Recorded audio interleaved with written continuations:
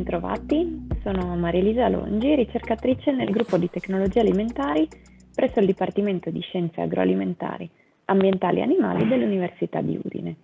In questa presentazione condividerò parte delle attività svolte nell'ambito del progetto Il Tempo della Mela, finanziato da Fondazione Friuli.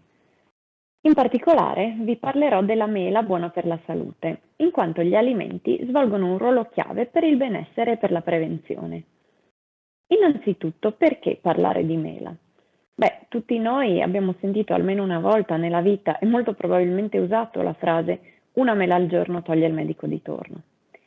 Ciò che però non tutti forse conoscono è l'origine, le motivazioni, o meglio, all'origine di questa frase. Nei detti popolari c'è quasi sempre un fondo di verità, spesso caratterizzato da basi scientifiche. Il consumo di mele è infatti stato associato ad una minore incidenza di diverse patologie croniche e metaboliche, tra cui ad esempio vi sono l'ipertensione, le malattie neoplastiche e ancora i disturbi gastrointestinali, l'obesità, il sovrappeso e il diabete di tipo 2. Ebbene, a che cosa dobbiamo attribuire questi effetti benefici della mela? Anche qui la ricerca scientifica ha trovato delle risposte. Le mele sono infatti ricche di cosiddetti composti bioattivi, ovvero quelle molecole che giocano un ruolo attivo e positivo per la salute. E tra questi vi sono i polifenoli, dei metaboliti secondari che le piante producono comunemente in risposta agli stress ambientali e di cui sfruttano la spiccata attività antiossidante, della quale in ultima analisi possiamo beneficiare anche noi. Le mele sono poi una fonte di fibra alimentare che svolge un ruolo chiave nel mantenimento del benessere intestinale, sia grazie al suo ruolo di regolazione del transito intestinale, ma anche per la sua capacità di mantenere il benessere della nostra flora intestinale. E fino a questo punto la questione è piuttosto chiara. Se non fosse che spesso non consumiamo la mela come tale, intendo dire in forma di frutto fresco. Sul mercato sono infatti disponibili molteplici derivati della mela, tra cui ad esempio succo di mela, ma anche snack come ad esempio quelle chips di mela disidratate e ancora confetture, puree oppure omogeneizzati. E di questi singoli prodotti ne esistono a loro volta una serie di varianti, basti pensare al succo torbido o limpido di mela per citare un solo esempio. Tutti questi derivati sono nati per soddisfare le esigenze di diverse categorie della popolazione. Pensiamo ad esempio ai neonati, per i quali la masticazione e deglutizione del frutto intero possono risultare problematici, e stesso discorso varrebbe per gli anziani, sebbene per altri motivi. Succhi e snack rappresentano poi una valida alternativa per studenti e anche per lavoratori, in quanto possono essere consumati agevolmente e comodamente nelle pause ricreative. E non da ultimo, non possiamo dimenticare che i soggetti ospedalizzati spesso non possono consumare il frutto intero, ma devono quindi necessariamente affidarsi ai derivati. La domanda che sorge spontanea a questo punto è quale sia l'effetto degli interventi di trasformazione del frutto fresco nei suoi derivati sui composti bioattivi della mela, in particolare su polifenoli e fibra. A questo quesito la ricerca non ha ancora fornito delle risposte certe e l'attività che abbiamo condotto nell'ambito di questo progetto ha avuto proprio come scopo quello di cercare una risposta a questa domanda. Come se non bastasse però, non possiamo fermarci alla trasformazione. Dobbiamo infatti tenere in considerazione che prima di poter esplicare i loro effetti benefici per la salute, polifenoli e fibra contenuti nella mela devono essere ingeriti e digeriti.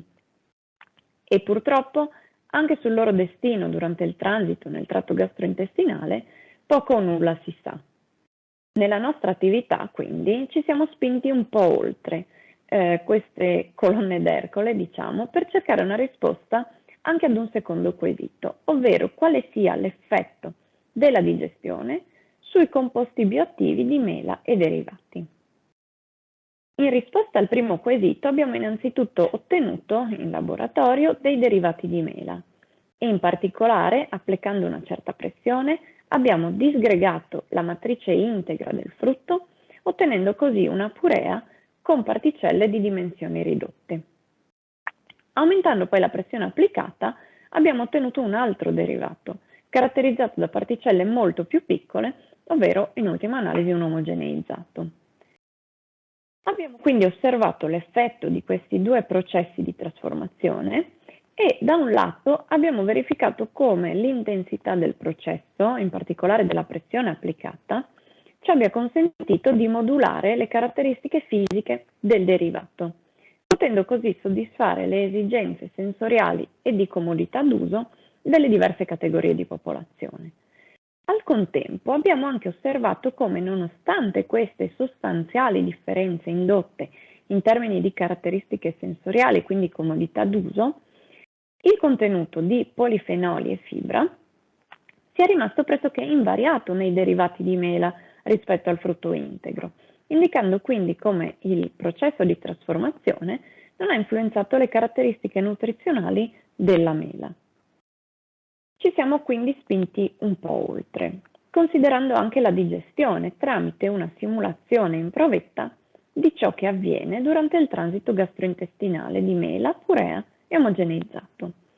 E in questo caso abbiamo osservato che la fibra alimentare superava indenne il transito gastrointestinale sia nel caso della mela integra che nel caso dei derivati, risultando quindi sempre disponibile per il microbiota intestinale.